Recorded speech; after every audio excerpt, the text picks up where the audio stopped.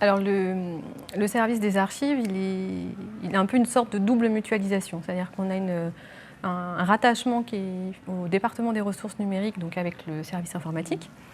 Et le service informatique et les archives, toute la direction est mutualisée avec la ville de Grenoble, la métropole de Grenoble et le CCAS. Donc ça fait quand même un premier niveau de mutualisation qui a permis de mener un projet avec un montage facile puisque tout le monde était mutualisé.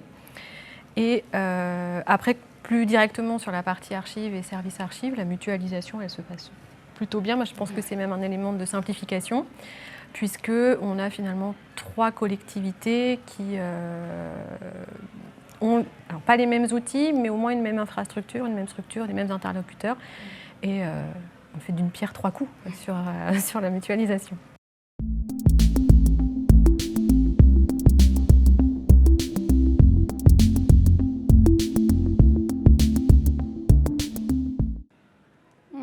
Les marchés. Il y a une grosse question sur les typologies de documents. Parce que les marchés, c'est quand même une variété de typologies, donc du coup de tri, de traitement, de sélection, de gestion différenciée des DUA, des volumes aussi. Et puis nos collectivités, elles ont beau être mutualisées, elles ont quand même une gestion qui est différente d'une collectivité à l'autre. Donc ça, c'est des questions aussi à prendre en compte au moment de l'archivage électronique sur les marchés.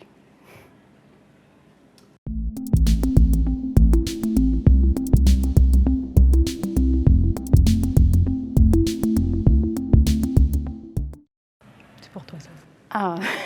Alors ça ne s'invente pas au moment de l'archivage électronique.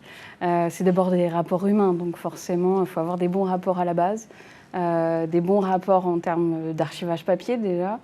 Et après, il ne faut pas non plus faire reposer la partie technique de l'archivage électronique sur les services.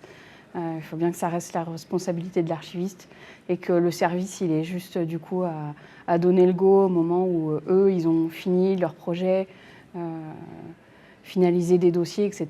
et qu'on puisse à ce moment-là mettre un processus en marche, mais que la technique, elle repose plutôt sur l'archiviste. Je peux vous faire un petit complément? Ça aurait été étonnant sans. Non, et je pense qu'aussi de faciliter, d'avoir de bons rapports avec les services versants pour l'archivage électronique, c'est aussi de leur faire comprendre que plus on est associé tôt au projet, plus ça sera facile de travailler ensemble. Plutôt que d'arriver en bout de chaîne, à un moment où tout est déjà en place et où l'archiviste n'est pas forcément hyper content d'arriver à la fin et de ne pas pouvoir exprimer ses besoins, alors que si on le fait en amont, ça simplifie les choses et je pense que ça détend les relations pour la suite.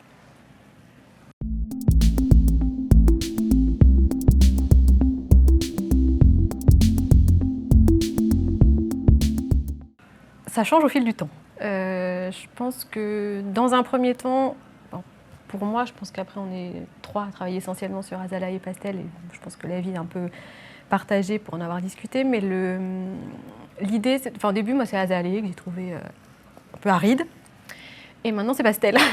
Donc je ne sais pas, dans un troisième temps, ça ira peut-être pour tout, mais voilà, je pense qu'il y a une phase d'appropriation des outils et qu'il faut quand même du temps, clairement.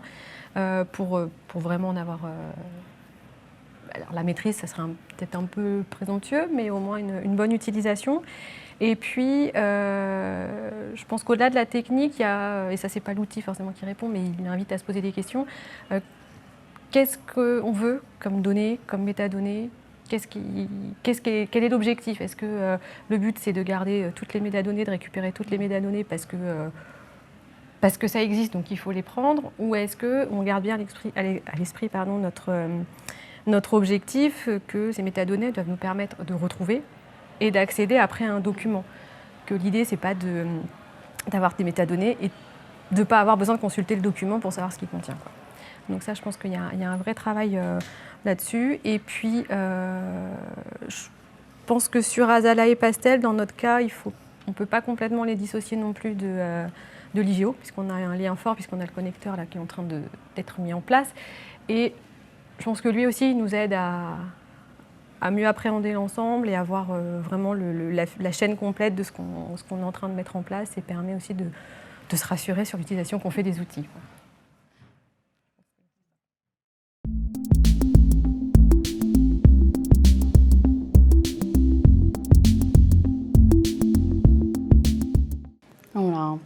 évoqué à travers toutes les autres questions, mais il y a l'humain, que ce soit en relation avec les services versants, mais aussi la disponibilité des personnes dans le service archive. Est-ce qu'on attribue le concept d'archivage électronique sur un e-archiviste?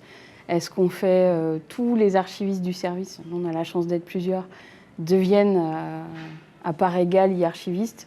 Ou est-ce qu'on fait un peu un entre-deux? C'est ce qu'on a fait, où on a un groupe projet qui est un peu plus restreint, où on est 3 à être plutôt sur la partie technique et paramétrage d'Azalae et Pastel, sachant que les autres suivent en termes d'utilisation des outils et qu'on refera une mise à jour pour tout le monde.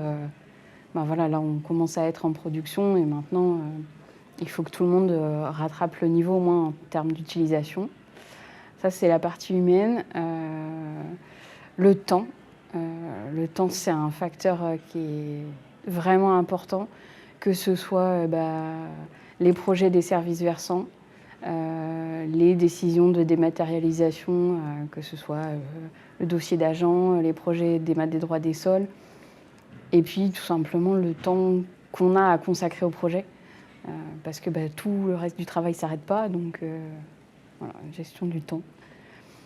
Et puis la technicité, où même si on est accompagné, il y a vraiment il y a un vocabulaire qui est un peu différent de ce qu'on fait pour le papier. Il y a le nouvel outil, appréhender un nouvel environnement. Ça, c'est un troisième point.